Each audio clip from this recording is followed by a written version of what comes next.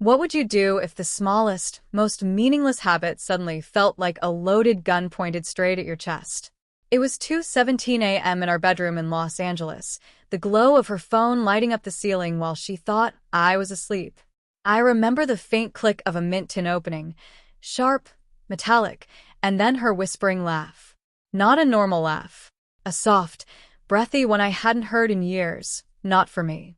I kept my eyes closed, my breathing steady, as she slipped out of bed, grabbing her purse, one of many, and quietly shutting the door behind her. And that's when I realized something that made my stomach drop into a void I didn't know existed. She had started keeping breath mints in every single bag she owned.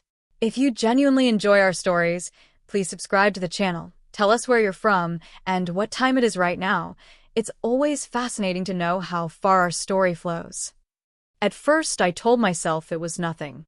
People pick up habits all the time. Maybe she just wanted fresh breath. Maybe I was overthinking. But habits don't come with secrecy.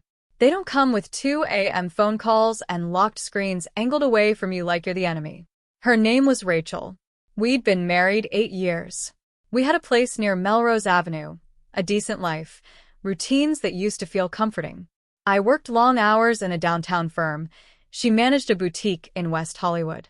We weren't perfect, but we weren't broken either. At least, that's what I believed. The humiliation didn't come all at once.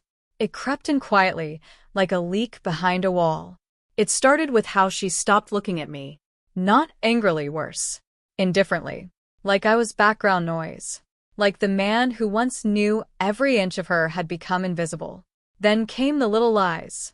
I'm working late. Girls' night. Inventory issues. Each excuse wrapped neatly, delivered without hesitation. And always, there was that mint. In her purse. In her car. In the kitchen drawer she never used before. I started noticing receipts. Little things. A charge at a bar in downtown LA at 11:48 p.m. on a Tuesday. A valet ticket from a hotel off Sunset Boulevard. When I asked, she'd shrug it off with a laugh. You're being paranoid. And I believed her. Because trusting her was easier than facing the alternative. Until the night I followed her. It wasn't planned. I just couldn't take it anymore. She said she had a late shift. But something in her tone, too rehearsed, too smooth, made my chest tighten. I waited 20 minutes after she left, then grabbed my keys. The city was alive, neon lights reflecting off wet asphalt as I drove through West Hollywood. My hands were shaking so badly, I almost missed her car turning into a hotel parking garage on La Cienega. I parked across the street. And I waited. She stepped out of her car, fixing her hair in the reflection of the window. Then she reached into her bag, popped a mint into her mouth and smiled. Not for me. For him. He was already there, leaning against a black SUV like he owned the world. Tall, confident, wearing that smug expression I would come to hate more than anything. She walked straight into his arms. No hesitation. No guilt. And when he kissed her, she leaned into it like she belonged there. Like I didn't exist. I don't remember driving home.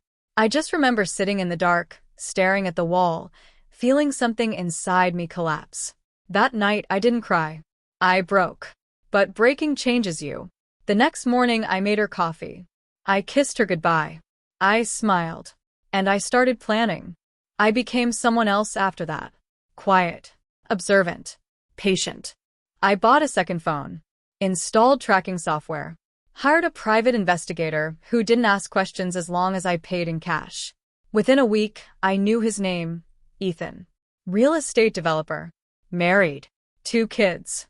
Of course he was. The messages were worse than the kiss. I miss your mouth. Last night wasn't enough. I love how you taste after the mints. That one nearly made me throw up. Rachel wasn't just cheating. She was invested. Emotionally. Physically. Completely. And they thought they were untouchable. They got careless. Hotels turned into weekends away. Texts turned into calls. Calls turned into plans about what happens next. That's when I realized something. They weren't just betraying me. They were planning to replace me. So, I stopped thinking like a victim.